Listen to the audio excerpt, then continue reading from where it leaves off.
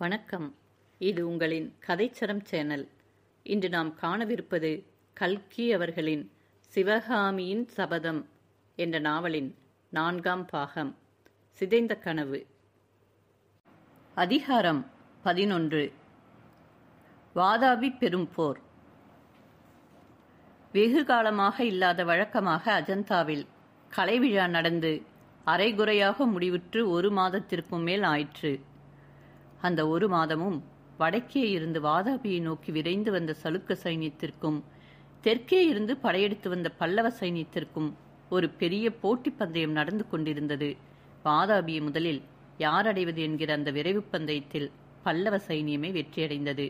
வழியில் யாதொரு எதிர்ப்புமின்றி தங்கு தடையில்லாமல் பொங்கி வரும் சமுத்திரத்தைப் போல முன்னேறி வந்த அந்த பல்லவ சேனா சமுத்திரமானது சலுக்க சைனியம் வடக்கே இன்னும் 6 காத தூரத்தில் இருக்கும் பொழுதே வாதாபி அடைந்து அந்த மாபெரும் நகரத்தின் கோட்டை மதிலை நாலாபுறமும் சூழ்ந்து கொண்டது. திடீரென்று முன்னெச்சரிக்கை இல்லாமல் நேர்ந்த அந்த பெரும் விபத்தினால் வாதாபி மக்கள் கதிகலங்கி போனார்கள்.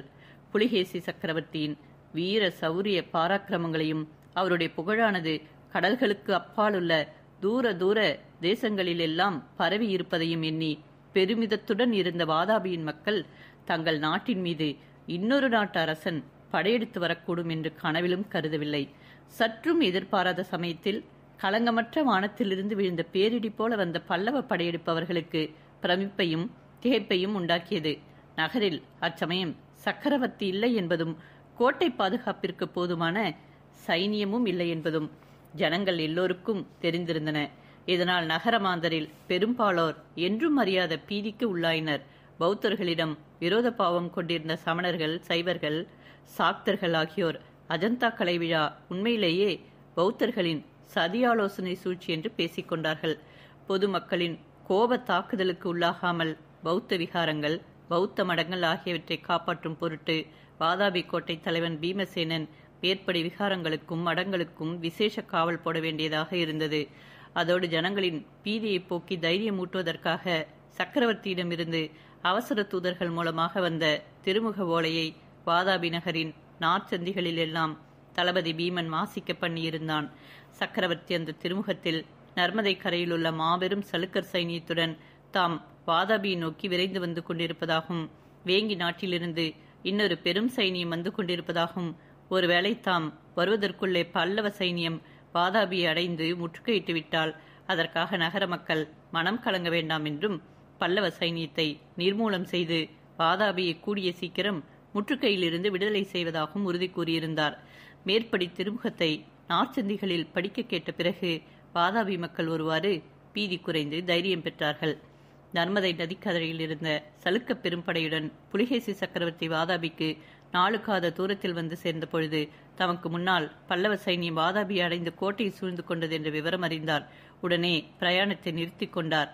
வேங்கி சைனியம் வழியிலே பல காடு, மலை, நதிகளை கடந்து வர வேண்டியிருந்தபடியால் அது வந்து சேர இன்னும் சில காலம் ஆகும் என்றும் தெரிய வந்தது. இந்த நிலைமையில் புலிகேசி சக்கரவர்த்தி தமது மந்திரிகளையும் படைத்தலைவர்களையும் கலந்து ஆலோசித்து உடனே போர் தொடங்காமல் சில நாள் காத்திருக்க முடிவு செய்தார். வேங்கி சைனியமும் வந்து சேர்ந்த பிறகு பல்லவ சைனியத்தை ஒரு பெரும் தாக்காக தாக்கி நிர்மூலம் செய்து விடுவது என்றும், அதுவரையில் அப்பொழுது வந்து சேர்ந்திருந்த இடத்திலேயே தங்குவது என்றும் தீர்மானித்திருந்தார். ஆனால் அவருடைய தீர்மானங்கள் நிறைவேற்றுவதற்கு போர்க்கலையில் மகா நிபுணர்களான மாமல்ல சக்கரவர்த்தியும் சேனாதிபதி பரஞ்சோதியும் இடம் கொடுக்கவில்லை.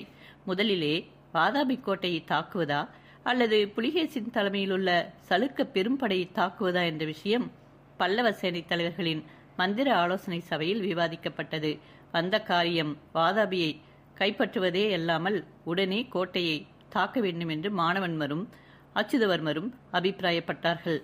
வேங்கி சைனியம் வருவதற்குள்ளே புலிகேசியை தாக்கி ஒழித்துவிட வேண்டும் என்றும், வாதாபி கோட்டை எங்கேயும் ஓடிப்போய்விடாதென்றும், அதன் முற்றுகை நீடிக்க நீடிக்க பிற்பாடு அதை தாக்கி பிடிப்பது சுலபமாகிவிடும் என்றும் சேனாதிபதி பரஞ்சோதி கூறினார். ஒற்றர் தலைவன் சத்ருக்னன் சேனாதிபதியை ஆதரித்தான். மாமல்லரும் அந்த யோசனையே முடிவாக ஒப்புக்கொண்டார். எனவே வாதாபி கோட்டையின் முற்றுகைக்கு ஒரு சிறு படையை மட்டும் நிறுத்திவிட்டு பல்லவ சைனியத்தின் மற்ற பெரும் பகுதி வடக்கு நோக்கி கிளம்பிற்று. இதை அறிந்த புலிகேசி சக்கரவர்த்தி இனி தாம் பின்வாங்கிச் சென்றால் சலுக்க சாம்ராஜ்யத்தின் மதிப்பு சின்னா பின்னமாகிவிடும் என்பதை உணர்ந்து போருக்கு ஆயத்தமானார். வாதாபிக்கு வடக்கே 3 காத தூரத்தில் இரு பெரும் சைனியங்களும் கை கலந்தன. அந்த காட்சியானது கீழ் சமுத்திரம் மேல் சமுத்திரமும் தங்கு தடையின்றி பொங்கி வந்து ஒன்றோடு ஒன்று மோதி கலந்ததைப் போல இருந்தது. 3 பகலும் இரவும் கோரமான யுத்தம் நடந்தது. 1000-10000 வீரர்கள் வாளால் வெட்டுண்டும் வேல்களால் குத்துண்டும் போர்க்களத்தில் மாண்டு விழுந்தார்கள். வீர சொர்க்கம் அடைந்தவர்களின் சவங்கள், கால்வேறு கைவேறு தலைவேறான உயிரற்ற உடல்கள் போர்க்களத்தில் மலைமலையாக குவிந்தன. இறந்த யானைகளின் உடல்கள் ஆங்காங்கு கரும் குன்றுகளைப் போல காட்சி தந்தன. மனிதர் உடல்களின் மீது குதிரைகளின் உடல்களும், குதிரைகளின் சவங்கள் மீது மனிதர்களின் பிரேதங்களுமாக கலந்து கிடந்தன. மரண அவஸ்தையில் இருந்த மனிதர்களின் பரிதாப ஓலமும், யானைகளின் பயங்கர பிளிரலும், குதிரைகளின் சோக கணைப்பும் கேட்க சகிக்காது கோர பெரும் சப்தமாக எழுந்தது. போர்க்களத்திலிருந்து இரத்த ஆறுகள் நாலா பக்கமும் பெருக்கெடுத்து பாய்ந்து ஓடின. அந்த உதிர நதிகளில் போர் வீரர்களின் வெட்டுண்ட கால் கைகள் மிதந்து சென்றது பார்க்க சகிக்காத கோர காட்சியாக இருந்தது. லட்சக்கணக்கான வீரர்களும் 1000-10000 கணக்கான யானைகளும் குதிரைகளும் ஈடுபட்டிருந்த அந்த மாபெரும் யுத்தத்தை நடந்தபடி வர்ணிப்பது நம்மால் இயலாத காரியம். வால்மீகியையும் வியாசரையும் ஹோமரையும் கம்பரையும் போன்ற மகா நாடக ஆசிரியர்களுக்குத்தான் அந்த வர்ணனை சாத்தியமாகும். போரின் ஆரம்பத்திலிருந்தே ஒருவாறு கட்சிகளின் பலம் தெரிந்துவிட்டது. போர்க்கலையின் நுட்பங்களை அறிந்தவர்கள் போரின் முடிவு என்னாகும் என்பது ஊகித்து உணர்வதும் சாத்தியமாக இருந்தது. வாதாபிக்கு அருகில் தங்கி சிரம பரிகாரம் செய்து கொண்டு பூரண பலத்துடனும் அளவில்லாத உற்சாகத்துடனும் போரில் ஈடுபட்ட பல்லவ சைனியத்தின் பெரும் தாக்குதலுக்கு முன்னால் நெடுந்தூரம் இடைவிடாத பிரயாணத்தினால் களைப்புற்றிருந்த சலுக்க சைனியம் போர்க்களத்தில் நிற்பதற்கே திணறியது. சலுக்க சைனியத்தின் பிரதான யானைப்படை வேங்கில் இருந்தபடியால் அது வந்து சேராதது சலுக்க சைனியத்தின் பலக்குறைவுக்கு முக்கிய காரணமாக இருந்தது. 3ஆம் நாள் காலையில் பல்லவ சைனியத்தின் வெற்றியும் சலுக்க சைனியத்தின் தோல்வியும் சர்வ நிச்சயமாக தெரிந்துவிட்டது.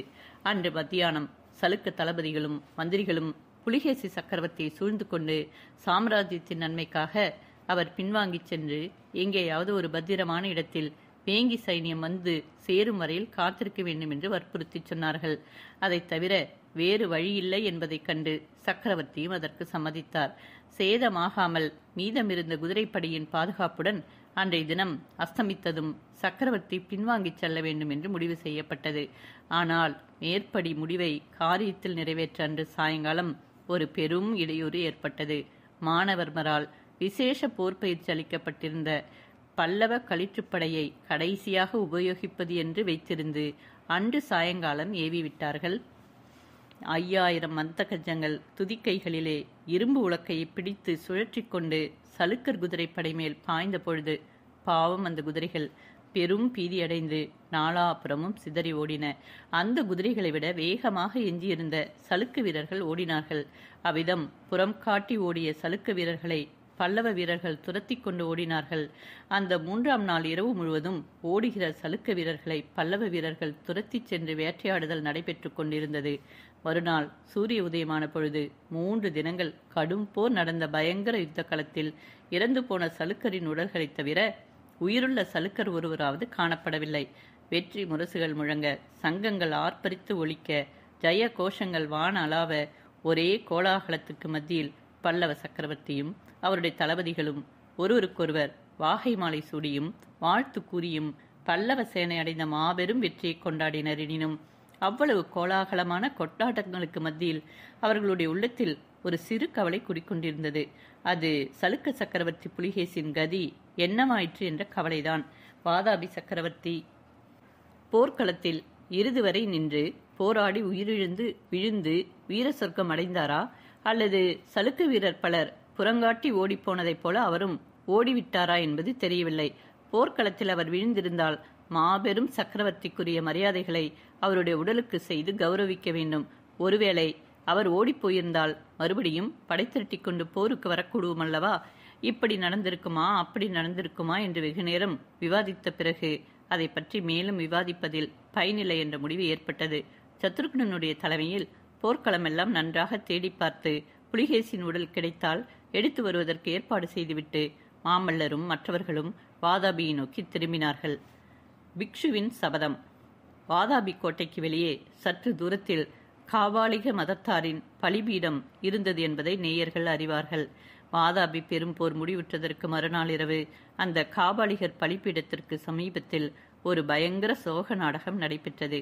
கிழக்கே அப்பொழுதுதான் உதயமாகிக் கொண்டிருந்த சந்திரனின் கிரணங்கள் மரங்களின் வழியாக புகுந்து வந்து மொட்டை மொட்டையாக நின்ற பாறைகளின் மீது விழுந்த பொழுது அந்த கருத்த பாறைகளும் அவற்றின் கருத்த நிழல்களும் கரிய பெரிய பேய்களின் உருவங்களைக் கொண்டு அந்த பாறை பிரதேசத்தை பார்ப்பதற்கே பீதிகரமாக செய்து கொண்டிருந்தன.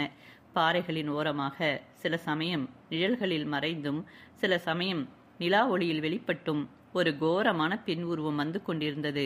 அந்த உருவம் தோளின் மீது இன்னொரு உடலை சுமந்து கொண்டு நடந்தது. அந்த உடல் விரைப்பாக கிடந்த விதத்திலிருந்து அது உயிரற்றது என்பதை எளிதில் ஊகிக்கலாம். அவ்விதம் தோளிலே பிரேதத்தை சுமந்து கொண்டு நடந்த பெண் உருவமானது நிலா வெளிச்சத்தில் தோன்றிய பொழுது அதன் நிழல் பிரம்மாண்ட ராட்சச உருவம் கொண்டு ஒரு பெரும் பூதம்தான் உண்பதற்கு இறை தேடி எடுத்துக்கொண்டு வருவது போல தோன்றியது. சற்று அருகில் நெருங்கி பார்த்தோமானால் அந்த பெண் உருவம் கற்பனையில் உருவகப்படுத்திக் கொள்ளும் பேயையும் பூதத்தையும் காட்டிலும் அதிக பயங்கர தோற்றம் அளித்தது என்பதை அறியலாம்.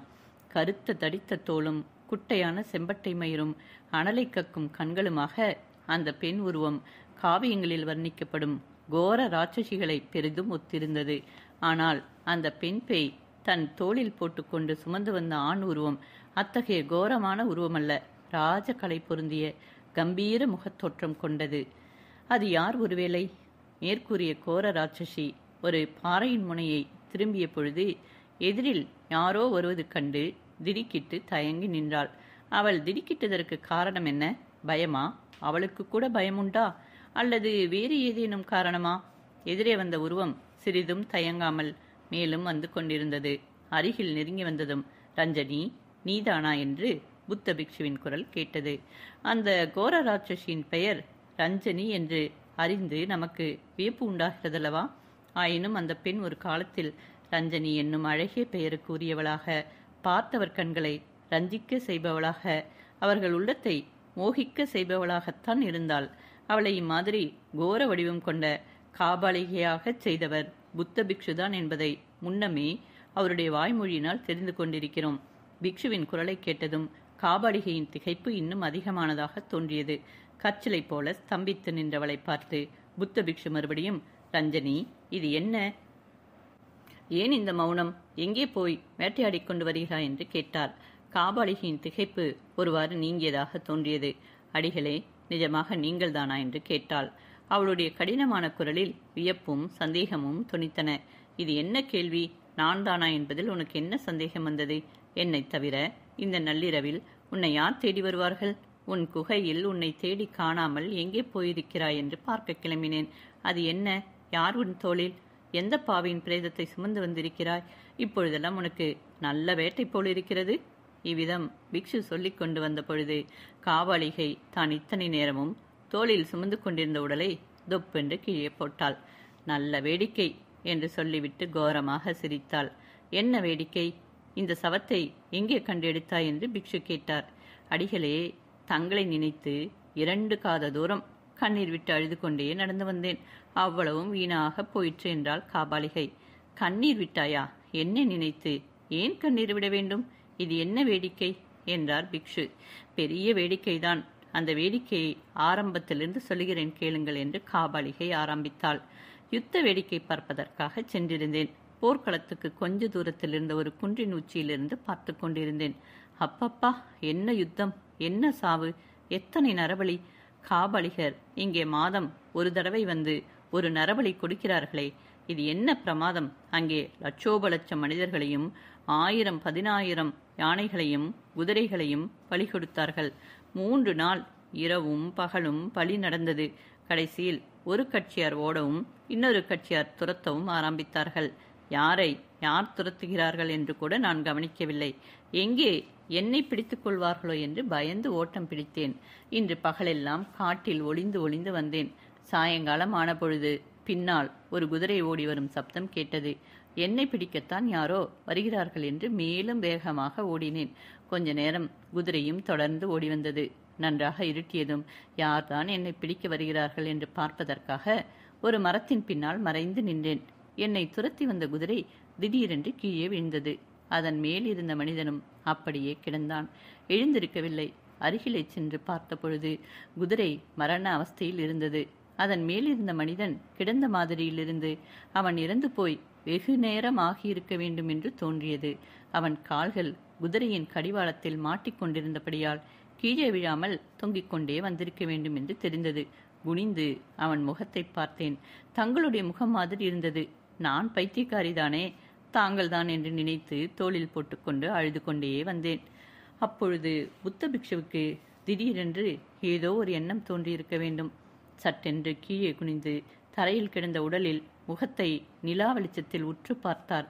தம்பி புலிகேசி என்று பிக்ஷு வீறிட்டு அலறியது அந்த விசாலமான பாறை பிரதேசம் முழுவதிலும் எதிரொலிக்க செய்தது. ரஞ்சனி, நீ போய்விடு. சற்று நேரம் என்னை தனியே விட்டுவிட்டு போ.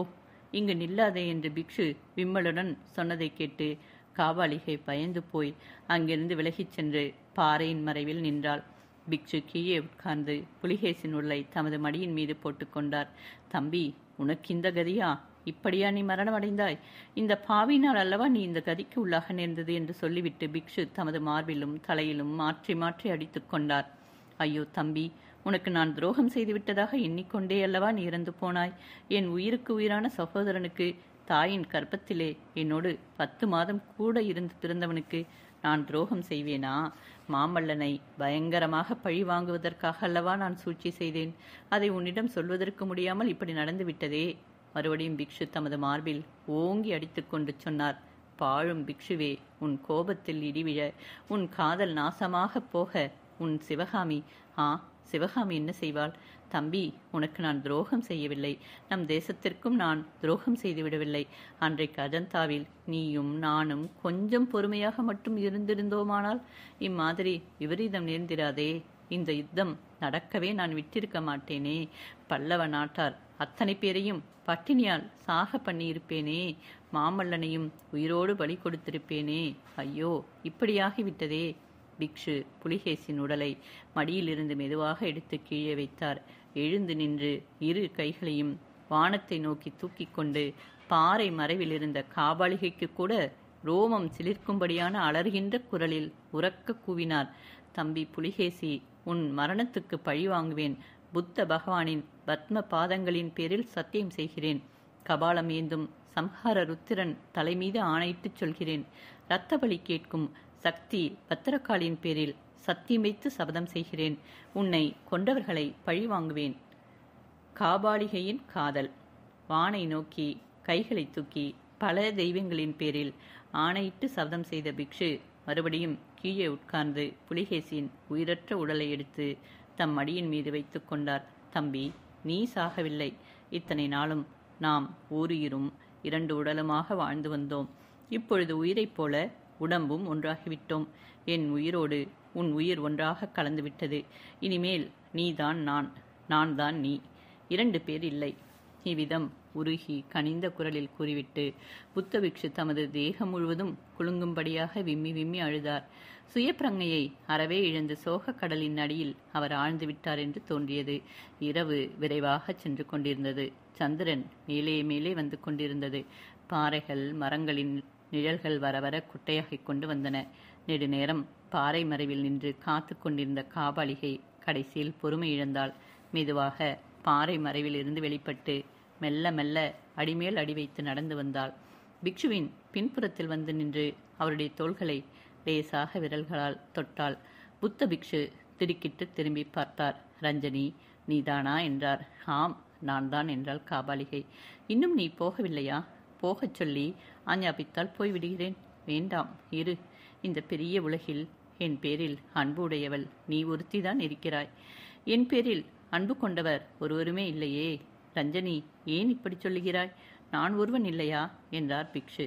சற்று முன் அவருடைய குரலில் துணித்த சோகம் எங்கேயோ போய் இப்பொழுது அதில் கபடம் கலந்த நைச்சிய பாவம் துணித்தது. அடிகளே, ஏன் இந்த பேரை ஏமாற்ற பார்க்கிறீர்கள்? இந்த கோர அவலட்சண உருவத்தின் பேரில் யாருக்குத்தான் பிரியம் ஏற்படும் என்று காபாலிகை கேட்டாள். காதலுக்கு கண்ணில்லை என்று நீ கேட்டதில்லையா? நீ எத்தனை குருவியாக இருந்தாலும் என் கண்ணுக்கு நீதான் ரதி என்றார் புத்த பிக்ஷு. வஞ்சக பிக்ஷுவே, ஏன் இப்படி மனமறிந்து பொய் சொல்கிறீர்கள்? என்னை இந்த அலங்கோலமாக்கினது நீர்தானே? என் பேரில் அன்பு இருந்தால் இப்படி செய்திருப்பீரா என்றாள் அந்த கோர காபாலிகை. ரஞ்சனி, இதை பற்றி எத்தனை தடவை உனக்கு சொல்லிவிட்டேன். அஜந்தா சித்திரத்தை போன்ற அற்புத அழகோடு வாதாபி அரண்மனையில் நீ இருந்தால் யாராவது ஒரு ராஜகுமாரன் உன்னை அபகரித்து கொண்டு விடுவான் என்றுதானே இப்படி செய்தேன். என்னை தாங்களே அபகரித்து கொண்டு போயிருக்கலாமே. யார் வேண்டாம் என்று சொன்னது? அதையும் தான் உனக்கு 1000 தடவை சொல்லியிருக்கிறேன். மறுபடியும் சொல்லுகிறேன். நான் செய்ய வேண்டிய காரியங்கள் சில இருந்தன. முக்கியமாக புத்த சங்கத்திலிருந்து விடுதலை பெற வேண்டியிருந்தது. இப்படித்தான் எத்தனையோ காலமாக சொல்லி வருகிறீர்கள். எப்பொழுதுதான் உமக்கு விடுதலை கிடைக்கப் போகிறது? ரஞ்சனி, எனக்கு விடுதலை கிடைத்து விட்டது. உன் மனோரதம் நிறைவேறுவதற்கான பெரும் தடை நீங்கிவிட்டது. உனக்கு சந்தோஷம்தானே என்று பிக்ஷு நயமாக கூறினார். சத்தியமாக சொல்லுகிறீரா என்று ரஞ்சனி கேட்டாள். முக்காலம் சத்தியமாக சொல்லுகிறேன். நான் விடுதலை கேட்கவே தேவை ஏற்படவில்லை. புத்த சங்கத்தாரை என்னை பிரஷ்னம் செய்து விட்டார்கள். உன்னுடைய தவசின் சக்தியினால் தான் இது நடந்திருக்க வேண்டும். காபாலிகை இன்னும் சந்தேகம் நீங்காதவளாக, ஏன் பிரஷ்னம் செய்தார்கள்? சர்வ சக்தி வாய்ந்த நாகநந்தி பிக்ஷுவை புத்த சங்கத்தார் எப்படி பிரஷ்னம் செய்ய துணிந்தார்கள் என்று கேட்டாள். அது பெரிய கதை, அப்புறம் சொல்லுகிறேன். ரொம்ப முக்கியமான வேலை இப்பொழுது நமக்கு இருக்கிறது. இதோ இந்த உடலை உடனே தகனம் செய்ய வேண்டும். யாருக்காவது தெரிந்துவிட்டால் காரியம் கெட்டுவிடும். எங்கே ரஞ்சனி? கட்டைகள் கொண்டு வந்து இங்கே சிதையெடுக்கு பார்க்கலாம். என்னால் அது முடியாது. ஏன் அப்படி சொல்லுகிறாய்? எனக்கு உதவி செய்ய மாட்டாயா என்றார் புத்த பிக்ஷு. புத்த சங்கத்திலிருந்து உம்மை ஏன் பிரஷ்னம் செய்தார்கள்? அதை சொன்னால் உதவி செய்வேன். சுருக்கமாக சொல்கிறேன் கேள். காஞ்சி மாமல்லன் படையெடுத்து வருகிறான் என்ற விஷயம் எனக்கு முன்னமே தெரியுமானால் அதை சில காரணங்களுக்காக என் சகோதரனிடம் சொல்லாமல் ரகசியமாக வைத்திருந்தேன். அது தெரிந்தபோது நான் சகோதர துரோகமும் தேச துரோகமும் செய்துவிட்டதாக இந்த நிர்மூடன் எண்ணினான். நான் உயிர் கொடுத்து காப்பாற்றி இவ்வளவு மேன்மை பதவிக்கு கொண்டு வந்த என் சகோதரன் என்னை பார்த்து உயிரோடு இருக்கும் வரையில் என் முகத்தில் விழிக்காதே என்று சொல்லி அனுப்பினான். அதன் பலனாகத்தான் இப்பொழுது இங்கே அனாதை பிரேதமாக கிடைக்கிறான். நீயும் நானும் இவனை எடுத்து தகனம் செய்தாக வேண்டும் என்று சொல்லி பிக்ஷு பெருமூச்சு விட்டார். மறுபடியும் கூறினார், அதெல்லாம் அஜந்தா சங்கிராமத்து புத்த பிக்ஷுக்களுக்கு தெரிந்தது. இத்தனை காலமும் என்னால் கிடைத்த உதவிகளையெல்லாம் பெற்று வந்தவர்கள். நான் சக்கரவர்த்தியின் கோபத்திற்கு ஆளானேன் என்று தெரிந்ததும் உடனே என்னை சபித்து புத்த சங்கத்திலிருந்து பிரஷ்னம் செய்தார்கள். அதன் பலனை அவர்களும் அனுபவிக்க நேர்ந்தது. ரஞ்சனி, நீலகேசி எதிர்ப்பவர்கள் யாராக இருந்தாலும் தப்பி பிழைக்க முடியாது. அவர்களுடைய கதி அதோ கதிதான். அஜந்தா பிக்ஷுக்களுக்கு அப்படி என்ன கதி நேர்ந்தது என்று காபாலிகை கேட்டாள். வேறொன்றும் இல்லை. அப்புறம் ஒரு வாரத்திற்கெல்லாம் அஜந்தா பிக்ஷுக்கள் சங்கிராமத்தை மூடிவிட்டு உயிர் தப்புவதற்கு ஓடும்படி நேர்ந்தது. நாடு நகரங்களிலெல்லாம் அஜந்தா கலை விழா, புத்த பிக்ஷுக்களின் சூழ்ச்சி, காஞ்சி மாமல்லனுக்கு ஒத்தாசையாக அவர்கள் செய்த வஞ்சகமான ஏற்பாடு என்ற வதந்தி பரவியது. வதந்திக்கு விதை போட்டவன் நான் தான். ஜனங்கள் கோபம் கொண்டு அஜந்தாவிற்கு திரண்டு போய் சங்கிராமத்தையும் அங்குள்ள சிற்ப சித்திரங்களையும் அழித்து போடுவதற்கு ஆயத்தமாகிவிட்டார்கள். இது தெரிந்ததும் பிக்ஷுக்கள் அஜந்தாவிற்கு போகும் அந்தரங்க பகிரங்க வழிகளை எல்லாவற்றையும் மூடி மறைத்துவிட்டு வடக்கே ஹர்ஷவர்தனுடைய ராஜ்யத்தை நோக்கி ஓட்டம் பிடித்தார்கள். அப்புறம் அஜந்தாவிற்கு போக நானே பிரயத்தனம் செய்தேன். என்னாலேயே வழி கண்டுபிடிக்க முடியவில்லை. பிற்பாடு பார்த்து கொள்ளலாம் என்று திரும்பி வந்துவிட்டேன். நல்ல சமயத்திலே தான் வந்தேன். ரஞ்சனி, எழுந்திரு, சீக்கிரம் நான் சொன்னபடி செய். உடனே சிதையெடுக்கு, நெருப்பு கொண்டு வா. சக்கரவர்த்தியை தகனம் செய்த பிறகு என்ன செய்ய போகிறீர்கள்? ரஞ்சனி, சக்கரவர்த்தியின் மரணத்தை பற்றியோ தகனத்தை பற்றியோ யாரிடமும் பிரஸ்தாபிக்க கூடாது. காற்றினிடம் கூட சொல்லக்கூடாது. இதை பரம ரகசியமாக வைத்திருக்க வேண்டும், தெரியுமா? எதற்காக ரகசியம் அடிகளே? எல்லாம் அப்புறம் சொல்கிறேன் ரஞ்சனி. இப்பொழுது ஒரு கணமும் வீணாக்க நேரமில்லை.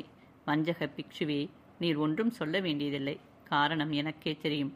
உனக்கு என்ன தெரியும்? இந்த பிரேதத்தை தகனம் செய்துவிட்டு ரகசிய சுரங்க வழியாக வாதாபி நகருக்குள் போகப் போகிறீர்கள். நீர்தான் சக்கரவர்த்தி என்று சொல்லிக் கொள்ளப் போகிறீர்கள். சலுக்க சிம்மாசனத்தில் ஏறி அந்த காஞ்சி நகரத்து மூலியை உமக்கு அருகே உட்கார்த்தி வைத்துக் கொள்ளப் போகிறீர்கள். நாகநந்தி கோபம் கொண்டு எழுந்து, உன் வாக்குப்படியே செய்கிறேன். எப்படியாவது நீ தொலைந்து போ. இனிமேல் உன்னோடு என்று மேலும் சொல்வதற்குள் காபாலிகை அவர் காலில் விழுந்து, அடிகளே, என்னை மன்னித்து விடுங்கள். நீர் சொல்வதை நான் கேட்கிறேன் என்றாள். உனக்குத்தான் என்னிடம் கொஞ்சம் கூட நம்பிக்கை இல்லையே. உன்னிடம் சொல்லி என்ன பிரயோஜனம்? எனக்கு நம்பிக்கை உண்டாக்குவதற்கு ஒரு வழி இருக்கிறதே. அது என்ன? அந்த நடன பெண்ணை எனக்கு கொடுத்து விடுங்கள். ரஞ்சனி, இத்தனை காலம் பொறுத்தாய், இன்னும் சில காலம் பொறுத்துக்கொள். இந்த வாதாபி முற்றுகை முடியும் வரையில் பொறுத்துக்கொள். சிவகாமியை ஒரு காரியத்திற்காக காப்பாற்றி வைத்திருக்கிறேன் என்று உன்னிடம் சொல்லி வந்தேன் அல்லவா? அந்த காரியம் இப்பொழுது நெருங்கி வந்துவிட்டது. மாமல்லன் மீது பழி வாங்கியதும் சிவகாமியை உனக்கு தந்து விடுகிறேன். பிறகு இந்த நீலகேசிதான் தட்சண தேசத்தின் சக்கரவர்த்தி, நீதான் சக்கரவர்த்தினி. சலுக்க, பல்லவ, சோழ, பாண்டிய, வேங்கி நாடுகள் எல்லாம் நம் இருவருடைய காலின் கீழே கிடக்கப் போகின்றன என்று நாகநந்தி என்கிற நீலகேசி கூறிய பொழுது நில ஒளியிலே அவருடைய கண்கள் தீப்பிழம்பை போல ஒளி வீசின. காபாலிகை ஒருவாறு சமாதானமடைந்தவளாக காணப்பட்டாள். நீலகேசியின் சொற்படி அவள் தன் குகைக்கு சென்று அங்கிருந்து விறகு கட்டைகளை கொண்டு வந்து அடுக்கலானாள். அப்பொழுது நீலகேசியின் காதில் விழாதபடி அவள் தனக்குள்ளேயே சொல்லிக்கொண்டாள். வஞ்சக பிக்ஷுவே, நீர் என்னை மறுபடியும் ஏமாற்ற பார்க்கிறீர்கள். ஆனால் உம்முடைய எண்ணம் ஒரு நாளும் பழிக்கப் போவதில்லை. நீர் எவ்வளவுதான் காலில் விழுந்து கெஞ்சினாலும் தேவேந்திர பதவியை அளித்தாலும் அந்த மூலி சிவகாமி உம்மை கண்ணெடுத்தும் பார்க்க மாட்டாள். கடைசியாக என் காலிலே வந்துதானே நீர் விழுந்தாக வேண்டும் என்றாள்.